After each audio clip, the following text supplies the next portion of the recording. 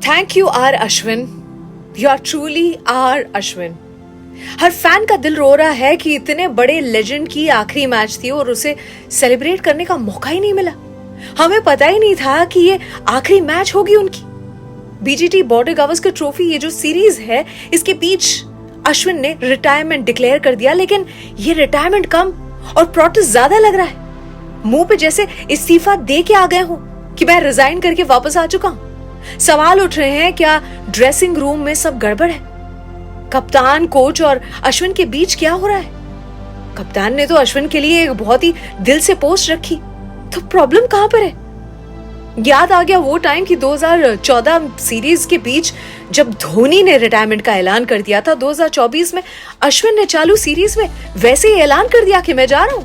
हमने जो देखा, ब्रॉडकास्ट हुआ कि विराट अश्विन के कंधे पर हाथ रख के उनसे बात कर रहे हैं, हक करते हैं दोनों एक दूसरे को। अश्विन की आंखों में आंसू देखे थे और दिल चीर के रख दिया हर फैन का।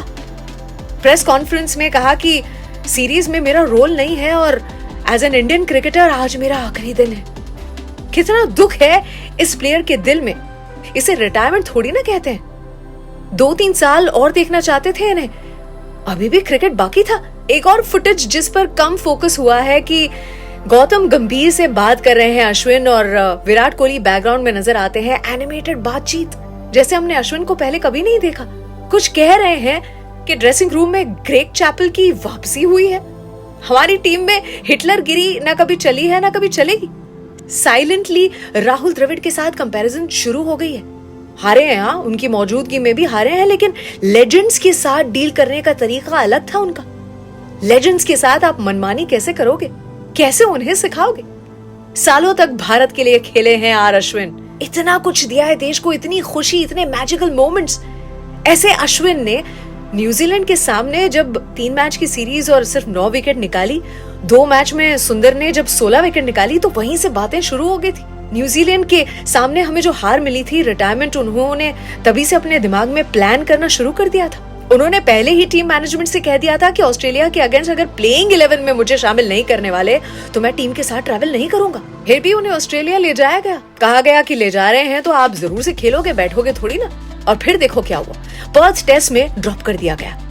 रोहित शर्मा की एंट्री हुई, तब उन्होंने मनाया। उन्होंने कहा कि पिंक बॉल टेस्ट के लिए रुक जाओ आप। तभी सुंदर को हटा के अश्विन को खेलते हुए देखा हमने। 3 टेस्ट में 3 स्पिनर्स को बदलते हुए देखा। पर्थ में अश्विन नहीं सुंदर खेले, पिंक बॉल में अश्विन ने खेला और थर्ड में जड्डू ने खेला और वो परफॉर्म भी कर गए। और तभी उन्हें समझ आ गया था कि उनकी जगह नहीं है। बीजीटी से पहले हमने रोहित, विराट और अश्विन, इनके बारे में, इनकी रिटायरमेंट की खबरें ये सुन तो रखा था। उन्होंने सोचा सीनियर्स को निकाले उससे पहले खुद ही निकल जाओ। सुंदर परफेक्ट रिप्लेसमेंट बन चुके हैं। कुंबले की तरह 38 साल की उम्र में इन्होंने भी रिटायरमेंट ले लिया। WTC फाइनल तक हम पहुंचेंगे या नहीं, ये अब तक एक सवाल तो है। तो इस मैच, इस ड्रॉ, इस खुशी के मौके पर रिटायरमेंट कर लो। लेकिन मैच में खेले ही नहीं और सडन रिटायरमेंट, अब यही बात फैंस से हजम नहीं हो रही। रोहित प्रेस कॉन्फ्रेंस में इन्होंने कहा कि इतनी खुशियां दी है इस अश्विन ने, ऐसे लेजेंड को हक है कि वो अपना डिसीजन ले सके। अश्विन ने सिंपल रखा, कहा एज एन इंडियन क्रिकेटर मेरा आखिरी दिन, ज्यादा टाइम नहीं लेना चाहता। क्रिकेट बचा हुआ है मुझ में, लेकिन क्लब क्रिकेट खेलूंगा, वहां देखेंगे आप मुझे।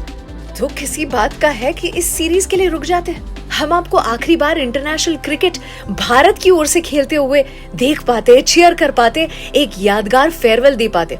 ऐसे जाना पेनफुल लग रहा है आपको भी और हमें भी, but thank you R Ashwin, you are truly R Ashwin. दुख इतना सा है कि अगर इनकी लास्ट टेस्ट होती और काश पहली गेंद से पता होता, इस लेजेंड को इस मंच पर फिर कभी नहीं देख पाएंगे हम। जय हिंद, जय भारत।